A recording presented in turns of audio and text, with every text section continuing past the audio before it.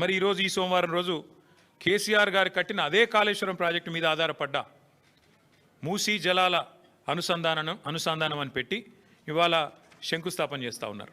ఇక్కడ విచిత్రం ఏంటంటే, కాకపోతే ఎవరైనా మనిషి జ్ఞానం ఉన్నవాడైతే తల దగ్గర శంకుస్థాపన చేస్తారు, తల దగ్గర చేస్తారు.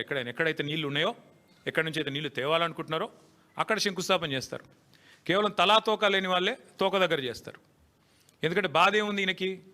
మల్లన్న సాగర్ దగ్గర పోయి శంకుస్థాపన చేస్తే ఏం చెప్పాలా? ఎదురుగా కళ్ళు దొబ్బినాయా, నీకు కనబడతలేవా, అవి కాళేశ్వరం నీళ్లు కాదా అని ప్రజలు అడుగుతారు, రైతులు అడుగుతారు.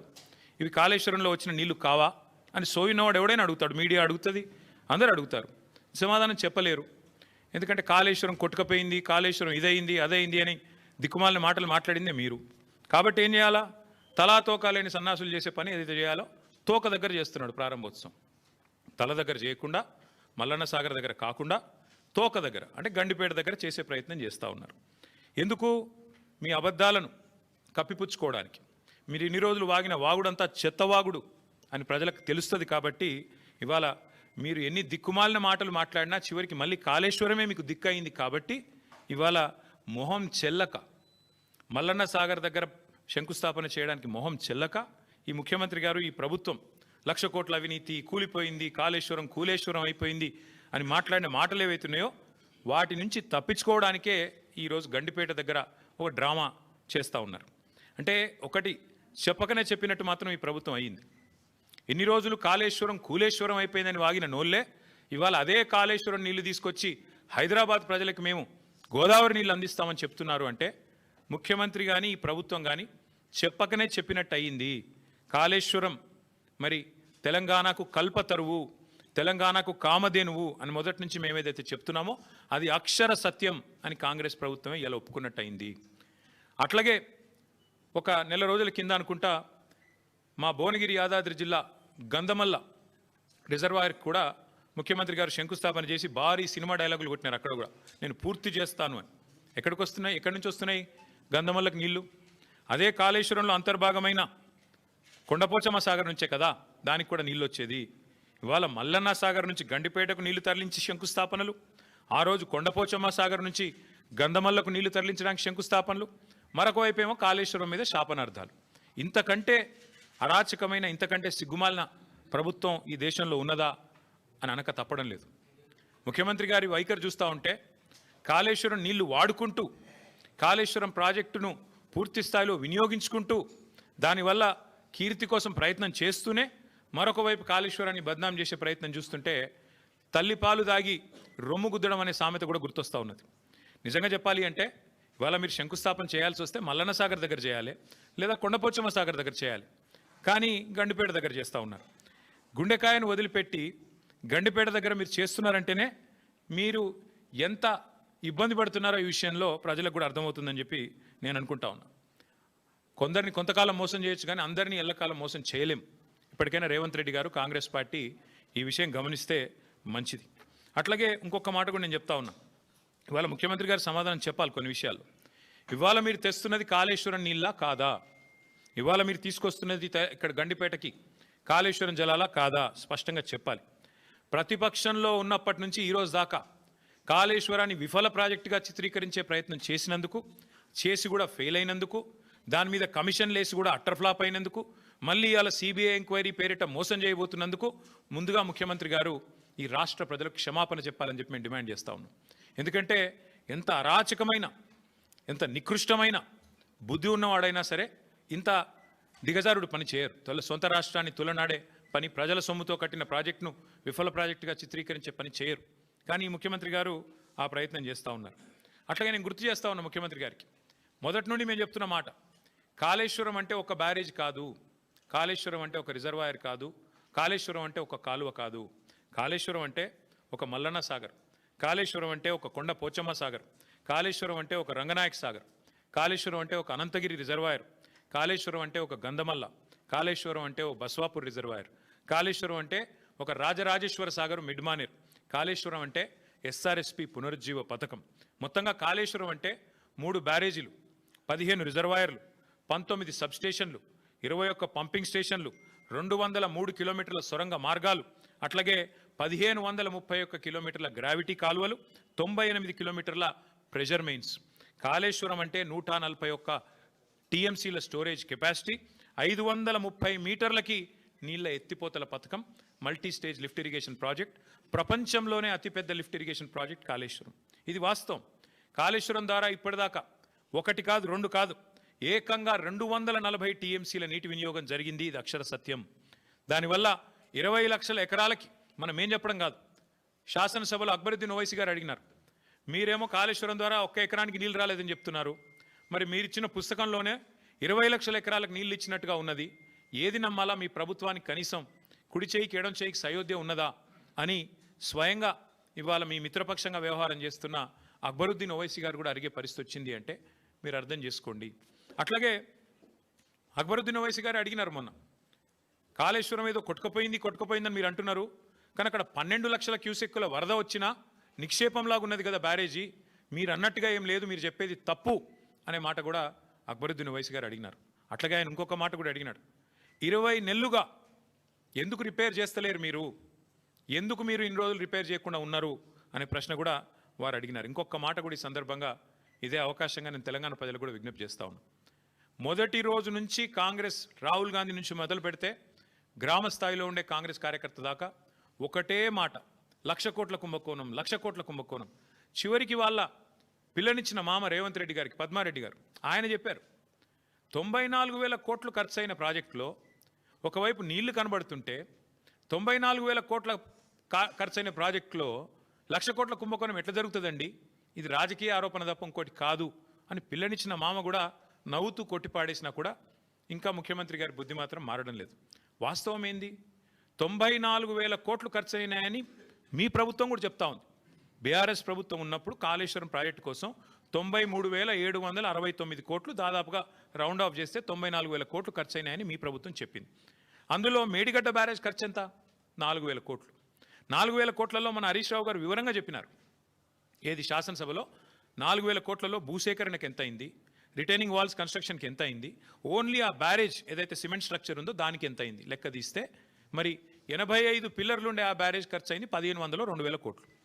అందులో ఎన్డీఎస్ఏ రిపోర్ట్లు కూడా ఏం చెప్పినారు, కేవలం 7th బ్లాక్ ఒక్కటి పునర్నిర్మాణం చేస్తే చాలు అని చెప్పారు.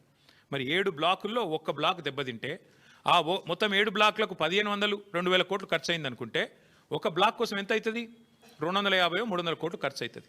ఆ 250 300 కోట్లు కూడా ₹1 కూడా ప్రభుత్వం పెట్టే అవసరం లేదు, ₹1 కూడా ప్రజల సొమ్ము వృధా చేసే అవసరం లేదు. ఆ ఏజెన్సీయే నేను కడతానంటూ ముందుకు వచ్చింది. మరి ఇవాళ నేను ముఖ్యమంత్రిని రాష్ట్ర ప్రభుత్వాన్ని అడుగుతున్నా, ఎక్కడైంది వృధా ప్రజల సొమ్ము? ఆ ఏజెన్సీ మళ్ళీ తిరిగి పునర్నిర్మాణం చేస్తానంటుంటే 2 ఏళ్లుగా దాన్ని పండబెట్టింది మీరు, పడావ పెట్టింది మీరు, కిందికి నీళ్ళని తీసుకుపోయి బనకచర్ల కట్టుకోవడానికి ఫెసిలిటేట్ చేస్తున్నది మీరు. ₹1 ప్రజా సొమ్ము కూడా దుర్వినియోగం కాలేదు అని మొదటి నుంచి మేము చెప్తున్న మాట ఇవాళ మళ్ళొక్కసారి రుజువు అవుతా ఉంది.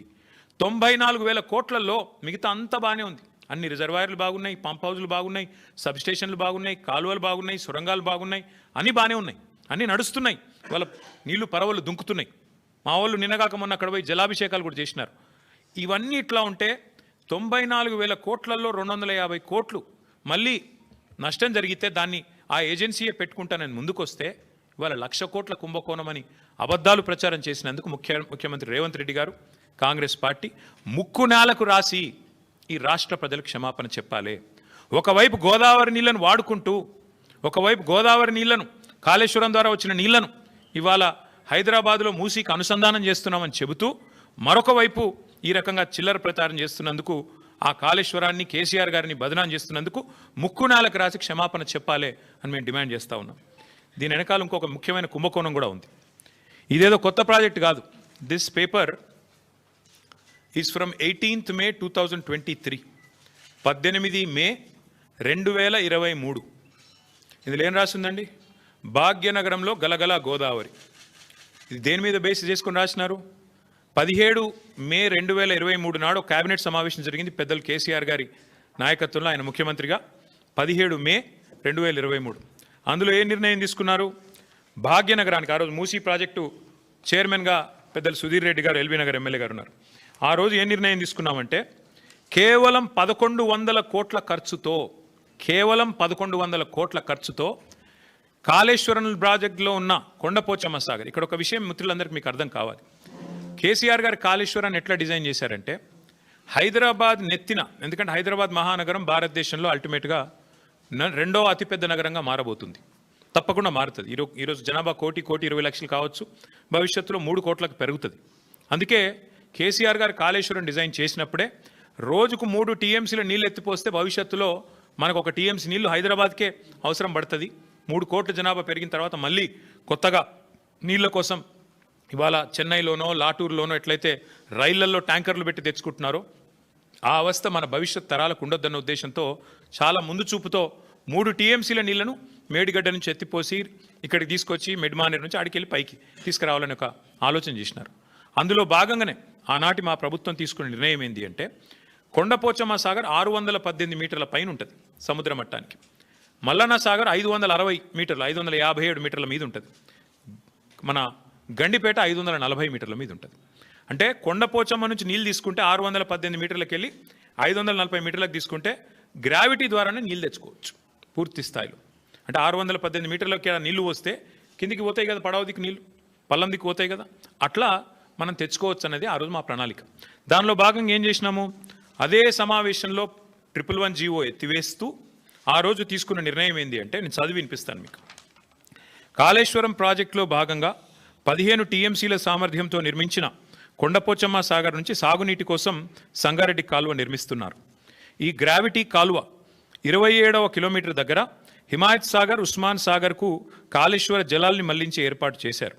సంగారెడ్డి కాల్వ గరిష్ట వరద ప్రవాహ సామర్థ్యం 5,054 క్యూసెక్కులు కాగా ఇందులో సాగునీటికి 4,354 క్యూసెక్కులు కేటాయించారు. మిగతా 700 క్యూసెక్కులను జంట జలాశయాలకు తరలించి మూసీ ప్రక్షాళనకు కేటాయించారు. సంగారెడ్డి కాల్వ 27వ కిలోమీటర్ నుంచి మళ్లించే కాళేశ్వర జలాలని సమీపంలో ఉన్న రావల్కోల్ చెరువుకు తరలిస్తారు. అక్కడి నుంచి కాల్వ ద్వారా లేదా పైప్ లైన్ ద్వారా ముత్తంగి ప్రాంతం మీదుగా గండిపేట జలాశయానికి తరలిస్తారు. గండిపేట నుంచి జలాలు హిమాయత్ సాగర్కు వస్తాయి. అక్కడి నుంచి ఏడాది పొడవునా జంట జలాశయాలు కాళేశ్వరం జలాలతో నిండుగా ప్రవహించనున్నాయి. దీంతో పాటు ఇంకొక ముఖ్యమైన మాట, హుసేన్ సాగరు హైదరాబాద్ నడిబొడ్డున ఉంటుంది. హుసేన్ సాగర్ని కూడా ఎప్పటి నుంచో నడుస్తున్నాయి ప్రణాళికలు క్లీన్ చేయాలని. మేము ఆ రోజు ప్లాన్ చేసింది ఏంటంటే జంట జలాశయాల నుంచి అంటే గండిపేట నుంచి బుల్కాపూర్ నాలా ద్వారా మనం హుసేన్ సాగర్ కూడా ఆ రోజే ప్లాన్ చేసినాం. హుసేన్ సాగర్ కూడా గోదావరి జిల్లా తీసుకొచ్చి బుల్కాపూర్ నాలా ద్వారా అంటే గండిపేట నుంచి బుల్కాపూర్ నాలాలో ఒక పాయ వదిలిపెడితే గోదావరి నీళ్లు దాని నుంచి స్ట్రైట్గా హుసేన్ సాగర్ కూడా వస్తాయి. తద్వారా మొత్తం ఇటు హుసేన్ సాగర్ అటు 2 జంట జలాశయాలు కూడా పూర్తిగా సమృద్ధిగా ఉంటాయనేది మన agenda. This is from 17th May 2023 cabinet in KCR government. కేవలం 1,100 కోట్ల రూపాయలతోనే ఈ పని చేయవచ్చు. ఇవాళ ముఖ్యమంత్రి ఏం చేస్తున్నారు, ఈ ప్రభుత్వం ఏం చేస్తున్నది, ఇవాళ మీరు పేపర్ యాడ్ చూడండి. కొండపోచమ్మ దగ్గర మేం సోర్స్ పెడితే దాన్ని కట్ చేసినారు, తీసేసినారు. కారణం లోగుట్టు పెరుమాళ్ళకెరక అని వారికే తెలియాలి, మాకు తెలియదు. 1,100 కోట్లతో అయిపోయే ప్రాజెక్టును ఇవాళ 7,380 కోట్లు 90 కోట్లు అంటే దాదాపు 7 రెట్లు పెంచేసినారు. ఎవరి కోసం, ఎందుకోసం చెప్పరు, సమాధానం రాదు. ఎందుకు స్పష్టంగా మీరు కొండపోచమ్మ సాగర్ నుంచి గ్రావిటీ ద్వారా నీళ్లు తీసుకునే అవకాశం ఉన్నప్పుడు ఎందుకు పెంచుతున్నారు, ఏ కారణం చేత పెంచారు, మల్లన్న సాగర్ ఎందుకు మార్చారు సోర్సు, ఏం అవసరం వచ్చింది, ప్రభుత్వం సమాధానం చెప్పాలని మేము డిమాండ్ చేస్తున్నాం. మొన్న మీరు ఉత్తమ్ కుమార్ రెడ్డి గారి మాటలు విన్నారు శాసనసభలో. 35,000 కోట్లతో అయిపోయే ప్రాణహిత చెవులను పక్కన పెట్టి మీరు 87,000 కోట్లు చేసినారు దీన్ని అని మాట్లాడినారు ఉత్తమ్ కుమార్ రెడ్డి గారు. నేను అడుగుతా ఉన్నా ఈ ప్రభుత్వాన్ని, అసలు మీకు సోయి ఉందా, అవగాహన ఉందా నేను అడుగుతా ఉన్నా. ఎందుకంటే మనందరికీ తెలుసు కాళేశ్వరం ప్రాజెక్టులో ఏమేమి పెట్టినాము. కాళేశ్వరం ప్రాజెక్టులో మీరు ప్రాణహితాలో ఎన్నడూ కూడా స్టోరేజ్ పెట్టలేదు, 14 టీఎంసీల స్టోరేజ్ పెట్టినారు మీరు. అదే మేము 141 టీఎంసీల సామర్థ్యంతో 15 రిజర్వాయర్లు నిర్మాణం చేశాం. దానివల్ల సహజంగా ఖర్చు పెరగదా, రిజర్వాయర్లు కట్టాలా, ల్యాండ్ ఎక్విజిషన్ చేయాలా, పెరుగుతుంది. ఇంకోటి మీరు ప్రాణహిత చేవెళ్ళ డిజైన్ చేసింది 2006-07లో, మేము మొదలుపెట్టింది 15-16లో. మరి అప్పటికి ఇప్పటికి 8 ఏళ్ల తర్వాత స్టీల్ ఖర్చు పెరుగుతుంది, సిమెంట్ ఖర్చు పెరుగుతుంది, అన్ని ఖర్చులు పెరుగుతాయి కదా. రిజర్వాయర్ల సామర్థ్యం పెరిగింది, జిఎస్టీ వచ్చింది, ఇంకా చాలా వచ్చినాయి.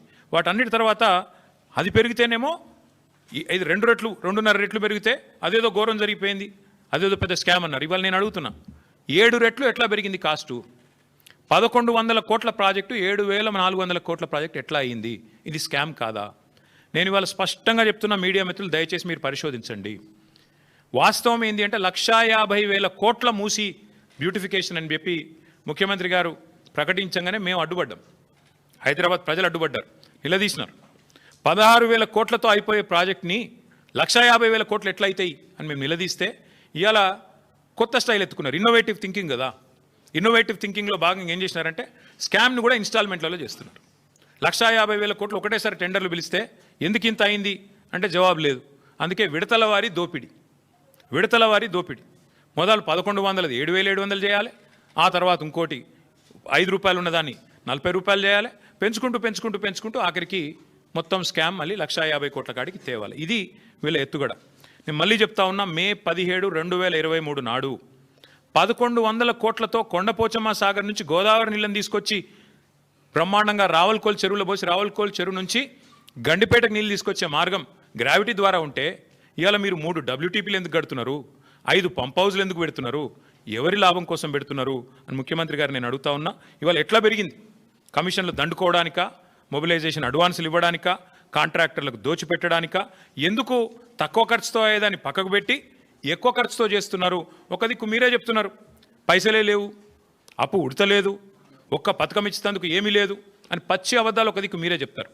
పార్లమెంటు చెప్పినా, కేసీఆర్ ప్రభుత్వం చేసిన అప్పు 2,80,000 కోట్లని పార్లమెంట్ చెప్పినా సిగ్గు లేకుండా మొన్న అసెంబ్లీలో కూడా 8 లక్షల కోట్లని ఒకరు, 7 లక్షల కోట్ల అప్పని ఇంకొకరు నోటికొచ్చిన అబద్ధాలు ఒకవైపు మాట్లాడుతున్నారు. ఒక దిక్కేమో తులం బంగారానికి పైసలు లేవు, ఆడబిడ్డలకు 2,500 ఇయ్యనికి పైసలు లేవు, 6 గ్యారంటీల అమలుకు పైసలు లేవు, ముసలోళ్ళకి 4,000 పెన్షన్ ఇయ్యనికి పైసలు లేవు, రైతు బంధు ఏడానికి పైసలు లేవు, ఇంకా చెప్తూ పోతే చాలా ఉన్నాయి. వీటికి పైసలు లేవు. కానీ 7,400 కోట్లతో ఎవరు అడగని ప్రాజెక్టును మాత్రం అర్జెంటుగా టేకాఫ్ చేయాల్సిన అవసరం ఎందుకు వచ్చింది ముఖ్యమంత్రి గారు? తప్పకుండా చెప్పాలని చెప్పి నేను డిమాండ్ చేస్తా ఉన్నా. ఇందులో అవినీతి కోణమే కాదు, క్రిమినల్ కోణం కూడా ఉంది. ఈ ప్రాజెక్ట్ వెనకాల ఒక క్రిమినల్ కోణం కూడా ఉంది. మీకు యాదికుండాలే, ఆనాడు అదేదో వెలుగు పత్రికలో వచ్చింది సుంకిశాల, అది ఇవ్వండి, సుంకిశాల వెలుగు ఉంది, ఇక్కడ ఉంది. ఇగో ఇది వెలుగు పత్రికలో వచ్చింది. ఏమన్నది ఇలా? సుంకిశాల రిటైనింగ్ వాల్ కూలిపోతే HMWSB Hyderabad metro water supply and sewerage board నడుపుతున్నది ఈ ప్రాజెక్ట్ని, వాళ్ళ ఆధీనంలో నడుస్తున్నది. ఏం చెప్పారు ఇందులో? ఈ కాంట్రాక్టర్ ఎవరైతే ఉన్నారో ఆయన అర్జెంటుగా బ్లాక్ లిస్ట్ చేయండి, పక్కన పెట్టండి అని HMWSB మరి రిపోర్ట్ ఇచ్చింది అని వెలుగు పత్రిక, V6 వెలుగు సంస్థ వారిచ్చిన పత్రికా కథనం ఇది. మరి వాళ్ళు నేను అడుగుతున్న ముఖ్యమంత్రి గారిని, ఏ ఏజెన్సీ అయితే బ్లాక్ లిస్ట్ మీరు చేయాలో, ఏ ఏజెన్సీని అయితే బ్లాక్ లిస్ట్ చేయాలో, ఎవరినైతే నేషనల్ హైవే అథారిటీ ఆ ఏజెన్సీని బ్లాక్ లిస్ట్ చేసింది. మన కేరళలో ఒక రహదారి వీళ్ళు నిర్మాణం చేసినారు, NH66. అక్కడ ఒక స్లోప్ ప్రొటెక్షన్ వాల్ కొలాప్స్ అయింది, వీళ్ళు కట్టిందే, సేమ్ ఇదే కంపెనీ కట్టింది. నేషనల్ హైవే అథారిటీ వాళ్ళు, కేంద్ర ప్రభుత్వం వాళ్ళేమో వాళ్ళని బ్లాక్ లిస్ట్ చేసినారు, డీబార్ చేసినారు. మరి మీరెందుకు చేస్తలేరు? మీ డిపార్ట్మెంట్లో ఏ డిపార్ట్మెంట్లోనైతే సుంకిశాలు ఉంటుందో దాని రిటైనింగ్ వాల్ కొలాప్స్ అయితే మళ్ళీ వాళ్ళకే 7,400 కోట్ల వర్క్ ఇచ్చినావంటే ఏమర్థం చేసుకోవాలి? నేను రాష్ట్ర ప్రజలు ఏమర్థం చేసుకోవాలి? ఎందుకు ఇంత అవాజ్యమైన ప్రేమ వారి మీద మీకు? ఇదే సంస్థను కదా మీరు ఈస్ట్ ఇండియా కంపెనీ అని హుంకరించింది, గర్జించింది మీరే కదా. ఈస్ట్ ఇండియా కంపెనీ ఈరోజు బెస్ట్ ఇండియా కంపెనీ ఎట్లయింది? నీకు బెస్ట్ ఫ్రెండ్ ఎట్లయింది చెప్పాలి రేవంత్ రెడ్డి గారు. నాకు తెలిసి ఇప్పుడు నేను ఈ మాట మాట్లాడినాక కొన్ని టీవీలు లైవ్ కట్ అవుతాయి, కొంతమంది రేపు రాయరు, నాకు తెలుసు. అది పర్వాలేదు, మీకు రాసే ఇది లేక మీకు ఉండకపోవచ్చు, మీకు ఇబ్బందులు ఉండొచ్చు. కానీ నేను స్పష్టంగా చెప్తా ఉన్నా, ఇవాళ సోషల్ మీడియా ఉంది, ప్రజలు చూస్తారు, తెలుసుకుంటారు. మీకుండే ఇబ్బందులు సోషల్ మీడియాలో ఉండవు. ఎందుకంటే ఇవాళ ప్రతి ఒక్కరు మీడియా చాలా పవర్ఫుల్గా మారిపోయింది. కాబట్టి నేను అడుగుతా ఉన్నా, నీ సొంత నియోజకవర్గం కొడంగల్లో లిఫ్ట్ ఇరిగేషన్ ప్రాజెక్టులు అదే బ్లాక్ లిస్ట్ చేయాల్సిన ఏజెన్సీకి ఇస్తావు. 1,100ను 7,400 కోట్లు చేసి ఎక్కడ నీ సంస్థనే ఇచ్చింది కదా, నువ్వే కదా మున్సిపల్ మినిస్టరు. మున్సిపల్ మినిస్టర్ కిందే ఉంటుంది కదా HMWSB. మరి అదే Hyderabad metro water supply sewerage బోర్డులో కుప్పకూలిపోతే సుంకిశాల, వాళ్ళ మీద చర్యలు తీసుకోకపోగా, వాళ్ళని పనిష్ చేయకపోగా రివార్డు ఇస్తావా? కొడంగల్ ప్రాజెక్టు వాళ్ళకే ఇస్తావు, వాళ్ళకున్న ఇంకొక ఆయన ఎవరు, ఆ మంత్రి పొంగులేటి శ్రీనివాసరెడ్డి గారికి ఇస్తావు. ఇద్దరు కలిపి 4,000 కోట్ల వరకు కొడంగల్ లిఫ్ట్ ఇరిగేషన్. ఇంకో దిక్కేమో ఇవాళ మళ్ళీ 7,400 కోట్ల వరకు మళ్ళీ అదే సంస్థకి. ఎవరైతే సుంకిశాల కూలిపోవడానికి కారకులో వారికే ఇస్తున్నారు. మరి కేంద్ర ప్రభుత్వానికి లేని మొహమాటం మీకెందుకున్నది? కేంద్ర ప్రభుత్వం బార్ చేసింది వాళ్ళని, ఎన్హెచ్లో మీరు పాల్గొనవద్దు అని చెప్పి వాళ్ళని బ్లాక్ చేసింది. మీరెందుకు చేస్తలేరు? ఇది క్రిమినల్ కుట్ర కాదా? ఖచ్చితంగా నేను అంటా ఉన్నా, ఇది దోపిడీ తప్ప ఇంకోటి కాదు. కాంట్రాక్టర్లతో కుమ్మక్కై వేల కోట్లు కొల్లగొట్టడానికి ఢిల్లీకి ముడుపులు పంపి సీటు కాపాడుకోవడానికి చేస్తున్న ప్రయత్నం తప్ప ఏమీ లేదని చెప్పి మళ్ళొకసారి నేను చెప్తా ఉన్నా. అట్లాగే ఎప్పుడో 20 ఏళ్ల కింద పేపర్కి పరిమితం అయిపోయిన ప్రాణహిత చేవెళ్లలోనేమో అది దాన్ని మేము రిజర్వాయర్లు యాడ్ చేసి బ్రహ్మాండంగా దానిలో తెలంగాణను రీడిజైన్ చేసి సస్యశ్యామలం చేస్తే అది స్కామ్ అట. మరి ఇక్కడ ఎందుకోసం తక్కువ ఖర్చుతోనే అయిపోయేదాన్ని పెంచితే స్కామ్ ఇట్లా కాదు ముఖ్యమంత్రి గారు చెప్పాలి. 1100 కోట్లు 7500 కోట్లు ఎట్లా పెరిగింది చెప్పాలి. ఇంకొక మాట కూడా చెప్పి నేను ముగిస్తాను. ఇవాళ జరుగుతున్నది వాస్తవానికి ఏంటంటే విడతల వారి దోపిడీ అని నేను స్పష్టంగా చెప్తా ఉన్నాను. ఒకేసారి 1,50,000 కోట్లు కాకుండా ముందు 7,400, ఆ తర్వాత నెక్స్ట్ ఇన్స్టాల్మెంట్లో మరొక 10,000, ఆ తర్వాత ఇంకో 20,000, ఈ పద్ధతుల్లో మూసీలో కూడా ముఖ్యమంత్రి గారు దోపిడీకి తెరలోపినారు. ఎంఆర్ అనే సంస్థ హైదరాబాద్లో మీకు తెలుసు, ఎంఆర్ ప్రాపర్టీస్ మీద ఇంకా ఎంక్వైరీ ఉంది. వాళ్ళని పిలిచి మాట్లాడుతున్నాడు ముఖ్యమంత్రి గారు, మూసీలోకి వచ్చేయండి మీరు, నేను 300 ఎకరాల ల్యాండ్ ఇస్తాను మీకు, అర్జెంటుగా మీరు వచ్చేయండి, అక్కడి నుంచి సంస్థను డబ్బులు తేండి పెట్టేయండి అని చెప్తున్నాడు. ఇంకోవైపు ఇదే ఏజెన్సీ, ఏ ఏజెన్సీని అయితే బ్లాక్ లిస్ట్ చేయాలి అని హెచ్ఎండబ్ల్యూఎస్ సిఫారసు చేసిందో ఆ సంస్థతో మాట్లాడుతున్నాడు. మీరు రండి, ఇందులో హ్యామ్ మోడల్ చేద్దాం, మీకు ముందే ఇచ్చేస్తా, ల్యాండ్ అంతా 400 ఎకరాలు ఇచ్చేస్తా, కట్టుకోండి మీ ఇష్టం ఉన్నది అని వాళ్ళతో మాట్లాడుతున్నాడు. ఎందుకు ఇంత ఆత్రము? అదే ఆత్రం నీకు తులం బంగారం ఇవ్వడానికి ఎందుకు లేదు? అదే ఆత్రం నీకు నెలకు 2,500 మహిళలకి ఇయనికి ఎందుకు లేదు? అదే ఆత్రం నీకు పిల్లలకి స్కూటీలు ఇవ్వడానికి ఎందుకు లేదు? విద్యా భరోసా కార్డులు ఇవ్వడానికి ఎందుకు లేదు? అదే ఆత్రం ముసలోళ్ళకి 4,000 పెన్షన్ ఇచ్చే విషయంలో ఎందుకు లేదు? ఎందుకు అంటే అక్కడ కమిషన్లు రావు, ఇక్కడైతే కమిషన్లు దండుకోవచ్చు, సీట్లు కాపాడుకోవచ్చు. నేను గుర్తు చేస్తా ఉన్న ముఖ్యమంత్రి గారికి, మేము మీలాగా ఆదరాబాదరాగా చేయలేదు. మేము 16,000 కోట్ల రూపాయలతో ఆనాడు సుధీర్ రెడ్డి గారు మన మూసీ చైర్మన్గా ఉన్నాడు, ఓవరాల్గా 16,000 కోట్లతో కంప్లీట్ డిపిఆర్ తయారు చేసినాం. అందులోనే 3,866 కోట్ల రూపాయలతో 37 ఎస్టీపీల నిర్మాణం పూర్తి చేసింది బీఆర్ఎస్ ప్రభుత్వం. 2017లోనే మూసీ రివర్ డెవలప్మెంట్ కార్పొరేషన్ ఏర్పాటు చేసినాం. కాళేశ్వరం జలాలతో ఆనాడే గోదావరి మూసీ నదిల అనుసంధానానికి 17 మే 2023లోనే మేము బ్రహ్మాండంగా పరిపాలన అనుమతులు కూడా ఇచ్చినాం, క్యాబినెట్ అనుమతులు కూడా ఇచ్చినాం. అట్లాగే మూసీ మీద 545 కోట్ల రూపాయలతో 15 బ్రిడ్జిల నిర్మాణానికి మేము ఆల్రెడీ టెండర్లు పిలిచినాం, నేను శంకుస్థాపనలు కూడా చేసినాను. ఇప్పటివరకు ఒక్క బ్రిడ్జ్ కూడా పూర్తి కాలేదు. మీరు రిబ్బన్లు కట్ చేస్తూ తిరగొచ్చు, ఇవాళ మేము కట్టిన ఇంటర్చేంజ్కి రిబ్బన్ కట్ చేయొచ్చు, ఫలక్నుమా ఆరోబి మీరు కట్ చేయొచ్చు, అట్లాగే మేము కట్టిన రిజర్వాయర్లకు ఇవాళ మీరు పోయి డైలాగులు కొట్టొచ్చు, మేము తెచ్చిన పరిశ్రమకు నిన్నగాక మొన్న పాలమూరులో పోయి 4 సినిమా డైలాగులు కొట్టొచ్చు. కానీ వాస్తవాలుగానే ఉంటాయి. మీరు ఒక్క పరిశ్రమ తేలేదు, ఒక్క ప్రాజెక్టు కట్టలేదు, పైపెచ్చు మూసీ పేరిట మళ్ళొక్కసారి లూటీకి తెరదీస్తున్నారు. అందుకే ముఖ్యమంత్రి గారిని నేను అడిగేది, చిత్తశుద్ధితో పనిచేయండి. 16,000 కోట్లతో అయిపోయే మొత్తం ప్రాజెక్టుకి ఎందుకు ఈ అడ్డగోలు కార్యక్రమాలు చేస్తున్నారు? ఎందుకు ప్రజల్ని ఇబ్బంది పెట్టే ప్రయత్నం చేస్తున్నారు? ఆ రోజు సుధీర్ రెడ్డి గారు చైర్మన్గా ఉన్నప్పుడు ఎస్టీపీలు 100% పూర్తి చేశాం 3,866 కోట్లతో. అట్లాగే ఉప్పల్ బగాయత్ దగ్గర ఒక 5 కిలోమీటర్లు మోడల్గా అక్కడ ఆల్రెడీ బ్యూటిఫికేషన్ కూడా పూర్తి చేసినాం. అట్లాగే ఒక్క ఇల్లు కూలగొట్టకుండానే అన్ని ఎస్టీపీలు కూడా పూర్తి చేసినాం. మూసీలో మూటల వేట కోసం మేము ప్రయత్నం చేయలేదు. ఇంజనీర్లను పంపించాం, బ్రిడ్జ్లు ఎట్లా ఉండాలి అని చెప్పి ప్యారిస్కి, లండన్కి, గ్రీస్కి పంపించాం. యూరోప్లో మంచి బ్రిడ్జెస్ ఉన్నాయంటే చూడ్డానికి పంపించినాం. చీకటి ఒప్పందాలు కుదుర్చుకోలేదు, చిల్లర పనులు చేయలేదు. ఇప్పుడు మళ్ళీ చెప్తా ఉన్నా, పూర్తి స్థాయిలో చెప్తా ఉన్నా, ఔటర్ రింగ్ రోడ్డు చుట్టూ మళ్ళీ హైదరాబాద్ ప్రజలకు నేను విజ్ఞప్తి చేస్తా ఉన్నా, ఔటర్ రింగ్ రోడ్డు చుట్టూ రింగ్ మెయిన్ మేము ఆల్రెడీ నిర్మాణం ఒక 50 కిలోమీటర్ల దాకా చేసినాం.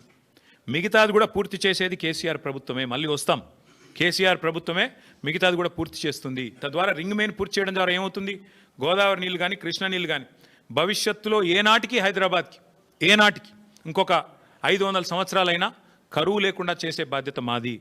రోజు కాదు నల్లా నీళ్ళు, 24 గంటలు నల్లా నీళ్ళు ఇచ్చే బాధ్యత మాది. 1000% ఇది మా వాగ్దానం. మీకు వచ్చే ఎన్నికల్లో మా వాగ్దానం హైదరాబాద్ ప్రజలకి. ఈ ముఖ్యమంత్రి వల్ల కాదు అది, ఎందుకంటే ఆయన గోల్ అంతా ఎంతసేపు డబ్బులు ఎట్లా సంపాదించాలని. ముఖ్యమంత్రి గారు మొన్న బయటపడింది ఆయన మనసులోని మాట. ఒక టీవీ చర్చలో చెప్తున్నాడు, కేసీఆర్ తప్పుడు నిర్ణయం తీసుకున్నారు, 20,000 లీటర్ల వరకు ఫ్రీ వాటర్ ఏదైతే ఇస్తున్నాం హైదరాబాద్లో అది చాలా తప్పు నిర్ణయం అన్నాడు ముఖ్యమంత్రి గారు. నేను మీకు ఇవాళ చెప్తా ఉన్నా, జిహెచ్ఎంసీ ఎన్నికల తర్వాత కాంగ్రెస్ ప్రభుత్వం ఫ్రీ వాటర్ స్కీమ్ కూడా రద్దు చేస్తుంది, రాసి పెట్టుకోండి. ముఖ్యమంత్రి గారి మనసులో మాట బయటపడ్డది. ఇవాళ మేము సిన్సియర్గా ఏదైతే ప్రయత్నం చేశామో దాన్ని కొనసాగిస్తాం. మీరు ఏదైతే ఇవాళ లూటీకి పాల్పడుతున్నారో దాన్ని కూడా అడ్డుకుంటాం. ఎందుకంటే తప్పకుండా మేము బీజేపీని కూడా అడుగుతున్నాం. మేము అడిగినాము భారతీయ జనతా పార్టీ వాళ్ళని, ఇన్ని స్కాములు జరుగుతుంటే మీరు ఎందుకు మాట్లాడతలేరు అని అడిగినాం. మీరే చెప్తారు ఆర్ఆర్ ట్యాక్స్ అని, మీరే చెప్తారు ఇంట్లో దోపిడీ అందులో దోపిడీ అని, మరి ఎందుకు విచారణకు ఆదేశిస్తలేరని అడిగినాం. ఇక కారణాలు వాళ్ళే చెప్పాలి. ఒకటి మాత్రం పక్కా, ఇదివరకు ఎట్లయితే హైదరాబాద్ దాహార్తి తీర్చినామో మరి గోదావరి నీళ్ళని తీసుకొచ్చి భవిష్యత్తులో కూడా మళ్ళీ హైదరాబాద్కి న్యాయం చేసేది, రింగ్ మెయిన్ ప్రాజెక్టు పూర్తి చేసేది, అల్టిమేట్గా మూసీ ప్రాజెక్టు కూడా పూర్తి చేసేది కేసీఆర్ ప్రభుత్వమే. కానీ ఈరోజు జరుగుతున్న దోపిడీ విషయంలో, ఈరోజు జరుగుతున్న ఈ క్రిమినల్ కుంభకోణం విషయంలో రాష్ట్ర ప్రజలు కూడా ఆలోచించాలి. కాళేశ్వరాన్ని బద్నాం చేయాలి, అంచనాలు పెంచాలి, బ్లాక్ లిస్ట్ చేయాల్సిన ఏజెన్సీకి కాంట్రాక్ట్లు అప్పచెప్పాలి. ఎవరి కోసం ఇదంతా? రాష్ట్ర ప్రజలు కూడా ఆలోచించాలని చెప్పి కోరుతూ, తప్పకుండా అవసరమైతే మా పార్టీ తరఫున న్యాయ పోరాటానికి కూడా వెనుకాడం. ఎందుకంటే మా తెలంగాణ భవన్ ఇదివరకే జనతా గ్యారేజ్గా మారిపోయింది. మూసి మొత్తం బాధితులంతా మా కాడికే వచ్చి మొరబెట్టుకున్నారు. ఇప్పటికీ న్యాయ పోరాటం చేస్తూనే ఉన్నాం. భవిష్యత్తులో కూడా ఈ కుంభకోణం మీద కూడా తప్పకుండా మా పార్టీ తరఫున న్యాయ పోరాటం చేస్తామని చెప్పి కూడా మీ అందరికీ తెలియజేస్తూ, మీ అందరికీ థ్యాంక్ యూ.